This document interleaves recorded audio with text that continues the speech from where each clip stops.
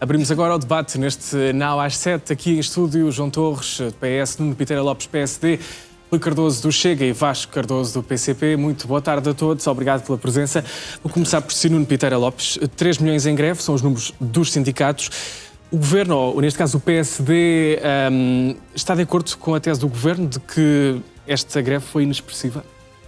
Não, eu diria que não se pode falar numa greve inexpressiva quando se viu o número de pessoas que ontem estiveram a manifestar-se, nomeadamente nas manifestações públicas que existiram. O que eu diria é que pela primeira vez assistimos a uma convocação de uma greve geral por causa de um anteprojeto de lei, ou seja, ainda não sabemos sequer qual é a redação final da lei, mas já se convocou previamente a isso uma greve geral e que a greve geral tornou-se numa greve apenas e exclusivamente quase da função pública e dentro da função pública, como é normal, dentro de apenas determinados setores, como é o caso dos transportes, como é o caso das escolas, como é o caso da saúde.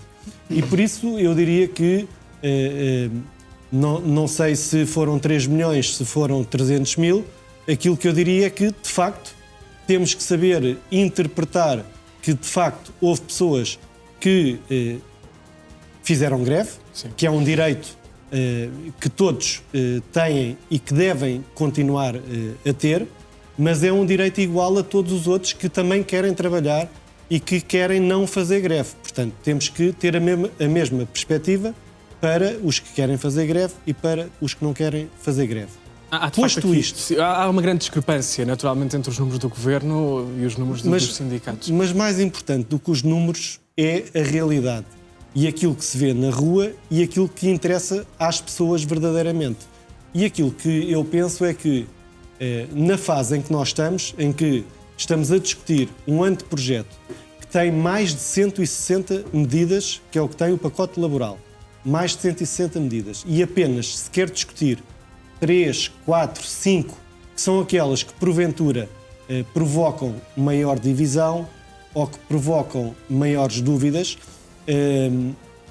e a partir daí partir para uma greve geral e a partir da greve geral partir para a admissão do Governo por causa do pacote laboral, como vimos ontem, algumas pessoas que se manifestavam que já pediam a admissão do Governo.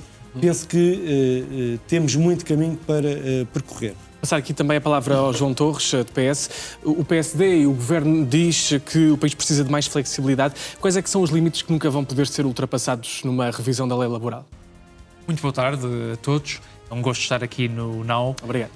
O Governo não conseguiu explicar por que razão é que esta alteração à legislação laboral é necessária. Porque, na prática, no que diz respeito a eventuais respostas ao advento da modernidade na economia, à adaptação da legislação laboral ao teletrabalho ou a outras novas formas de trabalho, este anteprojeto de lei do Governo não responde em absolutamente nada.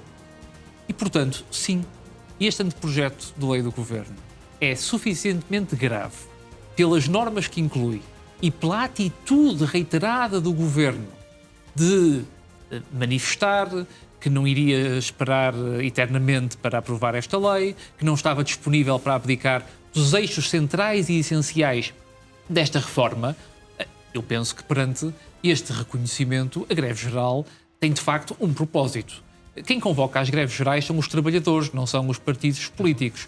Mas ontem assistimos, de facto, a uma mobilização significativa. E o Governo sai fragilizado com essa tal mobilização significativa que diz? O Governo sai derrotado desta greve geral. Agora, se me permite também acrescentar este aspecto, ontem eu não sei exatamente qual foi a percentagem de trabalhadores do setor público e do privado que fez greve. Admito que, eventualmente, os valores manifestados pelas centrais sindicais sejam um pouco nivelados por cima.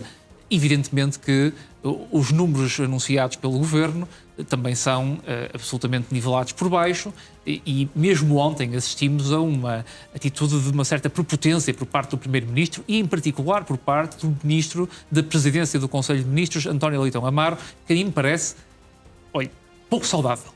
Mas eu não entro na discussão sobre os números, porque não tenho elementos para o fazer, mas posso fazer uma avaliação política. E a avaliação política global é de que esta greve foi bem sucedida. Foi bem sucedida porque o que está em causa, e isto de facto foi algo a generalidade dos portugueses percebeu, e há estudos de opinião que o corroboram, esta alteração toca nos alicerces do nosso consenso social, do nosso contrato social em relação ao trabalho.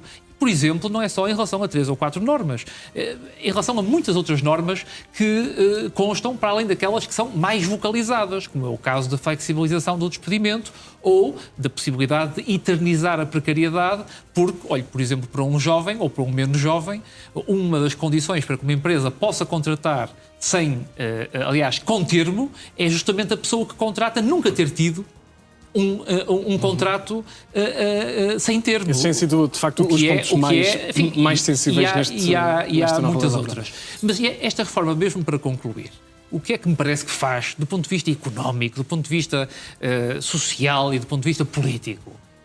Trata os trabalhadores como um qualquer outro fator de produção. Ora, os trabalhadores não são um qualquer fator de produção, são um elemento essencial da organização do trabalho e da organização das empresas. E por isso, para mim e para o Partido Socialista, reformas não têm de ser cortes. Não têm que ser cortes em direitos, não têm que ser cortes salariais. E, de forma indireta, mas real e efetiva, estas propostas que o Governo apresentou e colocou à disposição com muita pressa de as aprovar, continham normas que levavam a perdas de rendimentos significativas por parte dos trabalhadores. Rui Cardoso, o Chega apoiou partes da agenda de reforma do Governo, mas houve várias sondagens e há a opinião pública de que esta lei precariza o trabalho e é, aliás, o que é defendido por alguns partidos. O Chega apoiaria agora um recuo em algumas medidas específicas? Ora, boa tarde aos colegas de painel, boa tarde a quem nos acompanha lá em casa. Dizer algumas coisas importantes que me parecem úteis para enquadrar esta questão. Em primeiro lugar, não posso deixar de começar esta intervenção por assinalar aquilo que aconteceu ontem ao final do dia no Parlamento. Nós assistimos a um ataque a um órgão de soberania, nós assistimos a intimidação de deputados eleitos. Eu ontem, quando saí do Parlamento, mais um colega, fomos injuriados, fomos atacados verbalmente por manifestantes de extrema-esquerda. Isto é inadmissível, porque estão a tentar condicionar um órgão que legisla, um órgão que tem um poder de fiscalização da ação do Governo, e é inadmissível que certos grupos intimidem deputados eleitos, intimidem um órgão de soberania, apedrejem polícias, queimem caixotes do lixo e outros objetos. E gostava de deixar aqui uma imagem exclusiva no Now. Vou apresentá-la aqui, captei-a hoje de manhã e, se quiserem, deixo convosco para a divulgarem. Hoje, no final de ontem, se cantar o Grândola, depois dos cravos murcharem e da música acabar, há quem limpa a porcaria que outros fazem.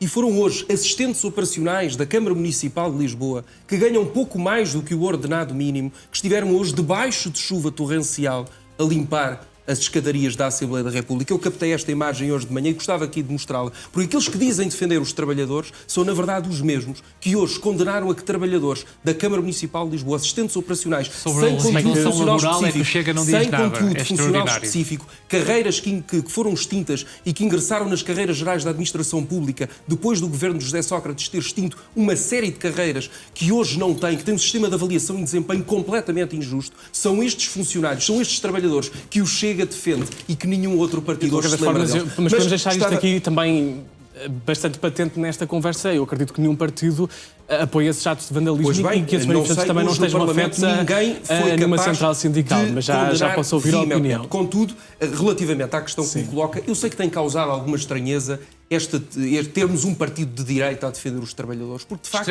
cá em Portugal, extrema-direita não lhe aceita essas acusações, porque isso é inverdade do ponto de vista académico, isso é falso do ponto de vista da ciência política e também é falso do ponto de vista da ação política e, portanto, não lhe admito esse tipo de considerações. Acho que, aliás, que lhe fica mal aqui no debate a estar a fazer. Mas, relativamente ao tema que me perguntou, dizer isto. Durante muito tempo em Portugal tivemos associado à suposta direita, isto é, ao PSD e ao CDS, a noção de uma direita elitista, burguesa, de uma direita que pensa que o país real são os condomínios fechados de Cascais. Mas não, o país real é quem se levanta às 5 da manhã, quem trabalha por turnos. São estas pessoas que sentem que este pacote laboral que o Governo apresentou lhes está a tirar direitos. Sentem que este pacote laboral do Governo não traz nada de reformismo e sobre o eufemismo da flexibilidade lhe estão a ameaçar despedimento. Aí o Chega estão aproxima-se com do eixos PS. completamente errados. Não é uma aproximação, nós aproximamos dos trabalhadores, aproximamos do país real. Nós não nos temos que aproximar de nenhum outro partido. Nós temos uma agenda e temos um programa. E, portanto, desde o mês de agosto, que o Dr. André Ventura e o grupo parlamentar do Chega têm-se mostrado disposto a negociar uma reforma da lei laboral que adapte o Código do Trabalho ao país que temos hoje, que é um país muito diferente dos anos 60, dos anos 70, dos anos 80. É um país onde o teletrabalho, o trabalho à distância, tem outras especificidades que não tinha há 20 ou 30 anos, porque a tecnologia e o mundo mudaram. Agora, o que nós não estamos dispostos, vou-lhe dar 2 exemplos, é aprovar medidas que são manifestamente negativas para os trabalhadores e, sobretudo, para as famílias, sobretudo para núcleos específicos da população que estão particularmente fragilizados. Eu vou dar um exemplo. A questão do luto gestacional. Nós temos uma proposta do Governo que coloca em cima da mesa a possibilidade de deixar de se aceder à hipótese do luto gestacional, quando um momento particularmente dramático na vida das mães, quando perdem de forma infrutífera os seus filhos, quando têm a dor tremenda de perder o filho, perdem o direito a essa licença. Não há aqui uma aproximação do Chega aos partidos da esquerda contra o governo? Vou-lhe dizer uma coisa, atente neste facto. Contudo, aquilo que se mantém na lei é que uma mulher, por fazer um aborto, continua a ter direito a 14 a 30 dias de licença para faltar. Portanto, uma senhora que tem a desgraça, que tem a infelicidade de perder um filho de forma involuntária, perde o direito a poder faltar ao trabalho. Mas quem voluntariamente comete um aborto continua a poder faltar. Portanto, isto é uma discrepância terrível que não faz sentido nenhum. Eu gostaria de saber, por exemplo, que o CDS diz um partido das famílias, um partido pró-vida, como é que lida com esta incoerência, esta incongruência que está na proposta do anteprojeto da lei laboral. Este é um ponto, como tantos outros que podíamos dar. Muito bem, vamos ouvir também aqui Vasco Cardoso para o PCP. O Governo ignorou deliberadamente os trabalhadores? Muito boa noite. Foi uma greve geral de uma impressionante, talvez uma das maiores que se já realizaram no nosso país, que mobilizou trabalhadores do setor público e do setor privado. Digamos, uma tentativa de desvalorização da greve, desvalorizar as centenas de milhares de trabalhadores do setor privado que tiveram em greve ontem. A Alta Europa fechou, N empresas rodoviárias, os transportes públicos, como se sabe, não são só prestados por empresas públicas, são também prestados por empresas privadas. Houve uma adesão impressionante, particularmente no setor rodoviário, na aviação civil, em grandes empresas industriais, no norte do país, no centro do país.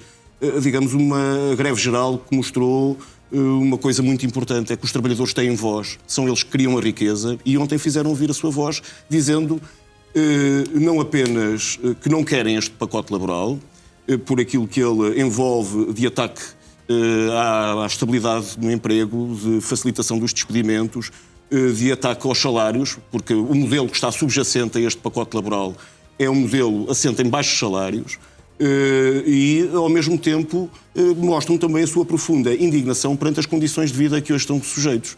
Nós temos cerca de 2,5 milhões de trabalhadores a viverem com menos de 1.000 euros por mês. Nós temos cerca de 1/3 dos trabalhadores em situação precária.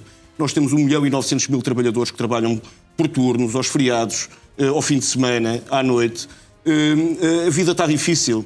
Os preços da habitação, da alimentação têm disparado nos últimos anos e as pessoas sentem que não conseguem fazer face às suas condições de vida. Portanto, ontem, os trabalhadores e uma parte muito significativa da população fez ouvir a sua voz e disse a este governo que só tem uma solução.